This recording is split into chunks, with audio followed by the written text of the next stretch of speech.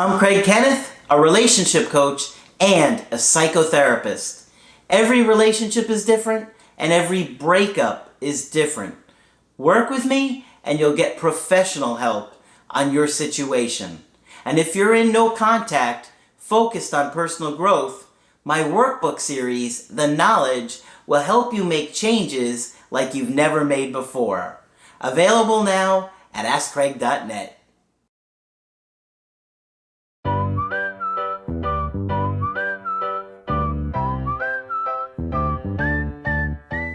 Hi there, I'm Coach Craig Kenneth. I'm Coach Margaret. And I'm Coach Victoria. And today we're going to be talking about surprising mistakes that you're making.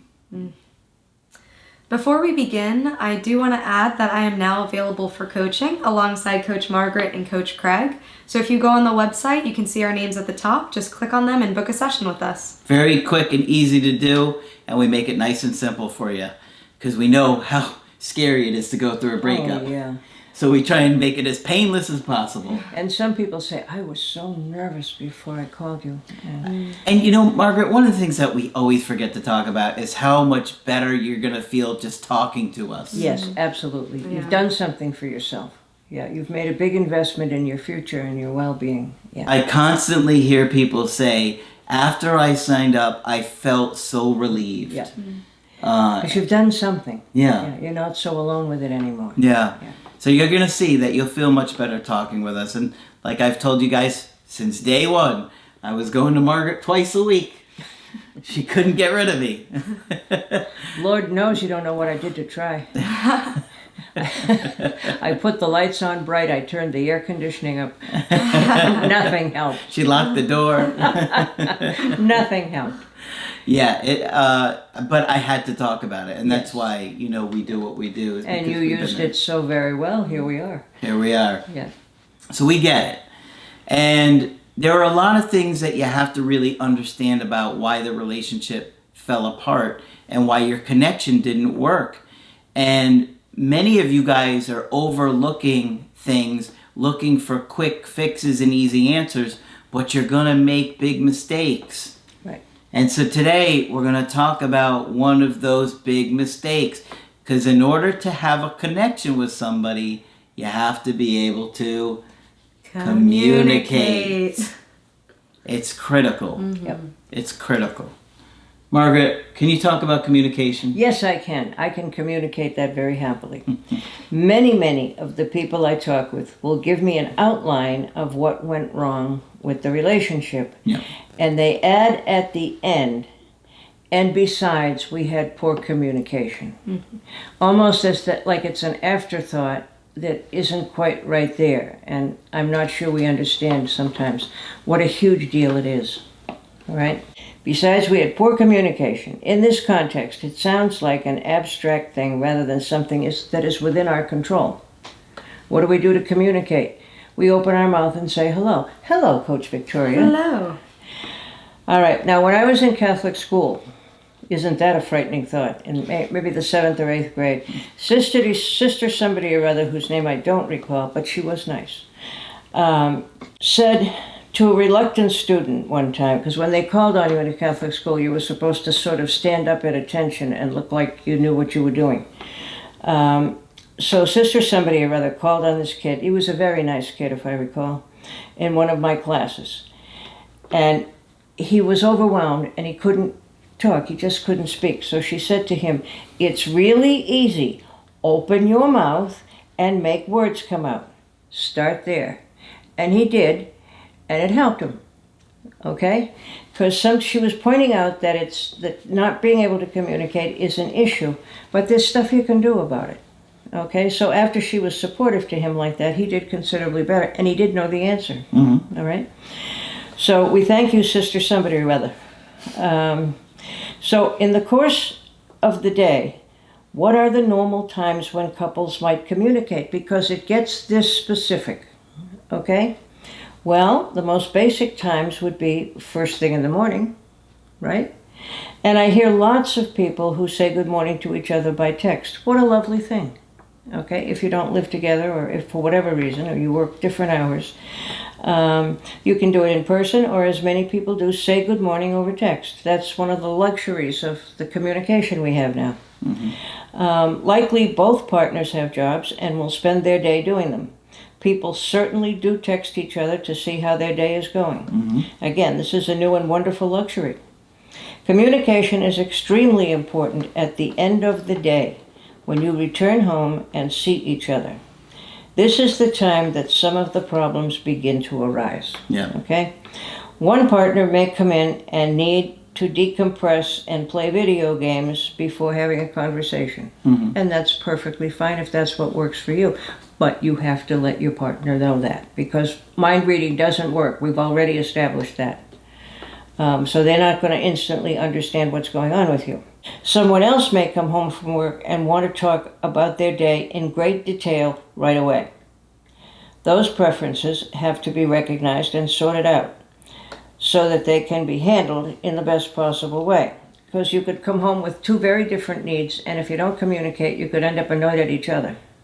Yeah. You didn't talk, you did talk. Okay? Wrong call. One person may feel rejected if the partner doesn't talk. Another person might complain of not getting enough of that famous space we all need. All right? And I say, well, why didn't you talk? Have you figured out how to talk to each other after you both come home? No. Okay. Well, have you talked about that? No. Why not?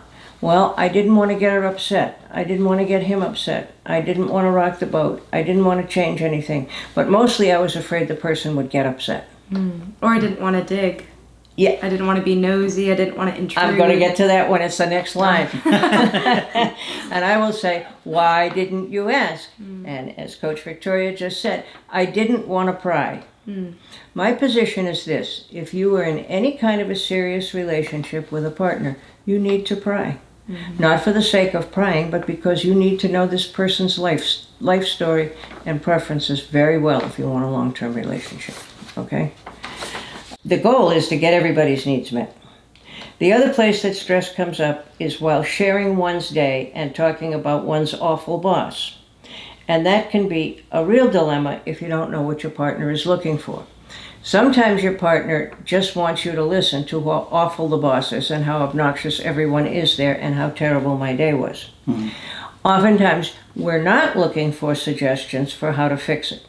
We just want to be heard and noticed and have our distress understood. And I think it tends to happen. The woman comes home really upset, and the man, because we've told men they have to fix things, starts to try to help her look for solutions, which doesn't work very well, and then he gets upset that she didn't take his advice. Okay? So before you decide how to help somebody solve a problem, listen to how they feel at that moment. Okay? And it's in this case, it's easy to just keep your mouth shut. Like in the other one, you opened it and let words come out. All right? So sometimes that's what you have to do. Are you looking for suggestions, a sympathetic ear, or well-deserved support? And you'll never go wrong if that's where you start. And remember that imago therapy that we learned about relatively recently gives us a spectacular way to solve that. If we're not sure how to talk about a problem, it gave us this nice, short way of doing it.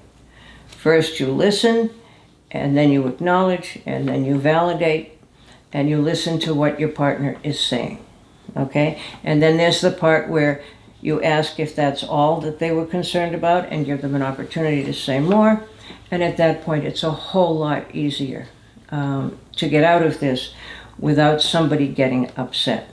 Yep. Okay? You want to review the stages. The first one is listening intently to what your partner says. Then there's mirroring, so you let them know exactly that you see how they feel. Then there's validate. And then there's validate. I can understand why you feel that way. I can understand why you could see things that way. And if anybody's ever had that experience, it makes you feel a whole lot better. Yeah. Okay? I can understand why you think that. The world is not flat, but I can certainly understand why you think that. Okay? All right. So imago therapy has given us a wonderful way to communicate so we don't fight if we need some help doing that. And technology, of course, has done wonders for communicating in some ways, and not in others. I mean, people talk to each other by texting from room to room.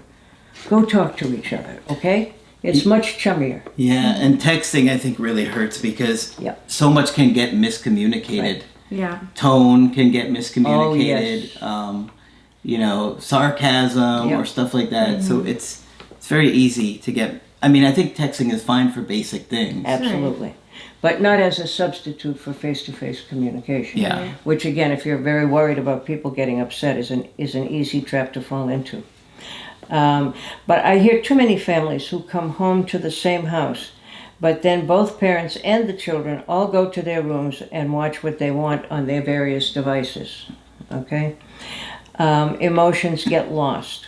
I can think of a woman, she was a kid, she was an adolescent, and she lived in a house that didn't communicate much. And she told me that she liked to spend her evenings in her room. Okay? And what do you do while you're in your room? I talked to my turtle. Well, the turtle would climb up on his little whatever he had, a rock or whatever, and he would stick his neck out and he would look at her and respond when she talked to him.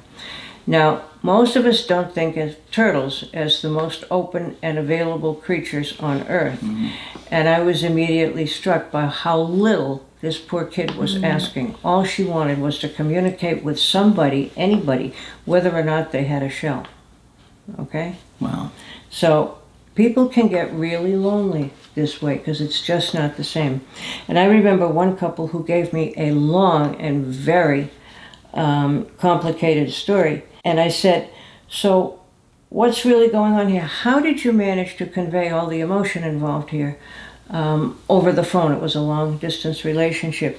And they said, well, we had no trouble handling the emotions. We used emojis, which left me speechless, and I couldn't respond to that at all. But I understand what's going on here, all right? Technology is wonderful, but we have to really talk to each other sometimes. Otherwise, the communication isn't gonna, That's or the right. connection isn't gonna last. No, it's gonna Right. feel No, it isn't. more and more disconnected from the person, and Yeah. then that excitement and the intensity and Yeah. those good feelings all kind of fade away. And I also see that there can be a lot of anxiety about communication itself, about having those serious conversations. And if you're a person who tends to people please, you might feel the need to preface everything that you say. You know, oh, I don't. The next thing I'm gonna say, I don't mean this by this, or I don't mean to hurt you. I don't want to step on your toes. Sometimes it just helps to just say it. Just say it, yeah. Of course, you know, you want to be intentional and you want to be caring in the way that you speak things, but you also want to make sure that you are communicating, and don't let the anxiety of the communication That's right. prevent you from saying the things That's that right. need to be said. And I'm going to say a little more about that next time I speak. All right? All right. So that's number one. And the turtle stays with me. All right. So hopefully you found this helpful. Think about communication. Think about ways you can improve it. For if your ex comes back or people that you date in the future, because it's going to be critical to maintaining that connection. Yeah. Of course, if you want to get our help personally, you can do it on my website, askcraig.net. I do email coaching and I do Skype. Margaret is also available for Skype coaching. If you feel that I can be helpful, please sign up. And Coach Victoria is now doing coaching. I'm excited to speak with you. Just click on their names at the top of the website. But that's it for this video. I'm Coach Craig Kenneth. I'm Coach Margaret. And I'm Coach Victoria. And we will talk with you soon.